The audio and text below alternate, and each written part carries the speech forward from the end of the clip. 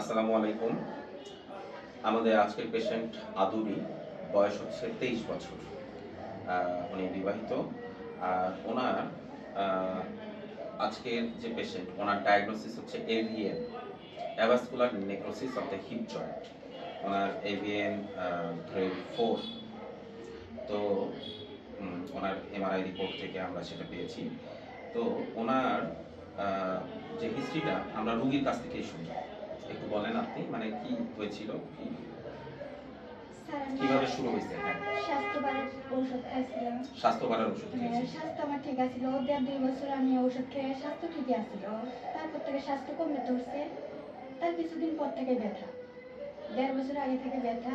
এই ডাক্তার ওই ডাক্তার না, কি ব্যথা, কোথায় ব্যথা? আমার হিপ থেকে পুরো পাও ব্যথা করতেছে। হ্যাঁ। সেই ব্যথাটা আস্তে আস্তে হিপ থেকে হাঁটু পর্যন্ত আসে। আসার পরে আমি পা তুলে ফেলাতে পারি না। যে ডাক্তারের কাছে যাই বলে অপারেশন লাগবে। অপারেশন না করলে ঠিক হবে না। তো অপারেশনেরও কোনো গ্যারান্টি নেই। তারপরে আমি আপনার কাছে আচ্ছা, উনি আমাদের কাছে এসেছেন এবছরের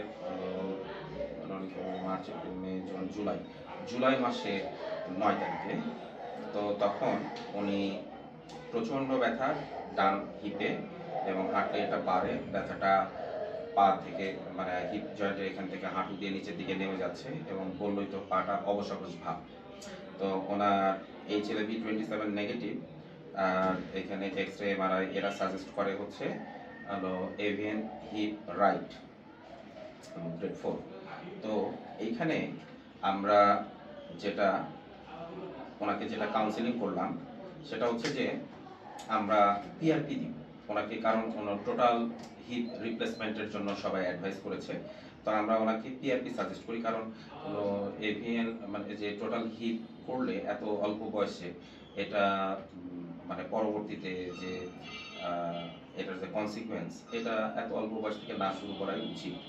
তো আর আমাদের কাছে যেহেতু বিকল্প ওষুধ রয়েছে, এখন বিকল্প চিকিৎসা ব্যবস্থা এসেছে, তো এটা দিয়ে যতদিন পারা যায় এটাকে যদি থামিয়ে রাখা যায়, একসাথে অনেকগুলো টাকা, আবার হলো টোটাল হিপ রিপ্লেসমেন্ট করার পরে কিছু সাবধানতাও আছে, কিছু মুভমেন্ট করা যায় না, বিভিন্ন ধরনের প্রবলেমও রয়েছে, এবং পরবর্তীতে মানে এটা যে আবার চেঞ্জ করা, এটার একটা মেয়াদ আছে।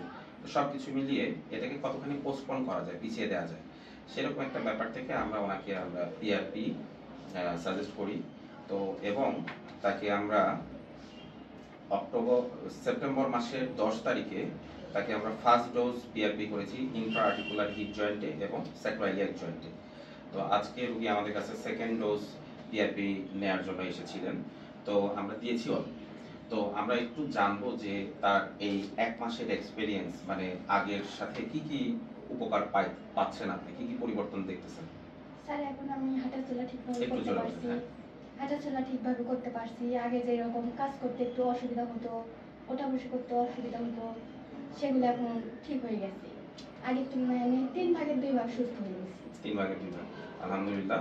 আর আমরা এর সাথে সাথে একই সাথে তাকে আমরা হলো বেশ কিছু মাসল ডিরেক্টেড এবং জয়েন্ট ডিরেক্টেড এক্সারসাইজ শিখিয়ে দিয়েছি। আমরা দেখেছি আজকে হলো অলরেডি দেওয়া হয়ে গেছে, এখন একটু পেইনের মধ্যে আছে, মানে পিআরপি দেওয়া হয়েছে। পিআরপি দেওয়ার সময় কোনো লোকাল দেওয়া মানে ওইভাবে আমি ব্যবহার করি না, ফলে একটু ব্যথার মধ্যে আছে। না হলে এটা দেখানো যেত। ওনার মোবিলিটি অনেক বেড়ে গেছে, আপনি নিচে বসতে উঠতে এগুলোতে, এবং ওনাকে ফ্রগ পোজ এক্সারসাইজ শিখিয়ে দিয়েছি আমরা, সোয়াস মাসেলের এবং মানে ব্যাক মাসেল, হ্যামস্ট্রিং এবং গ্লুটিয়াল মাসেলগুলো বিশেষ করে এদের যে এক্সারসাইজগুলো শিখে দিয়েছি, এই সবগুলো উনি খুব ভালোভাবে করতে পারতেছে। তো আপনি হাঁটা চলা এবং নিচে বসা ওঠা এগুলো সবই করতে হ্যাঁ পারতেছেন, স্যার, আমি সব আলহামদুলিল্লাহ। এটা আমরা 3 ডোজ আমরা পিআরপি দিব। এটা প্রয়োজনে আমরা বছর বছর রিপিট করব, বা 6 থেকে 9 মাস, 1 বছর পর পর।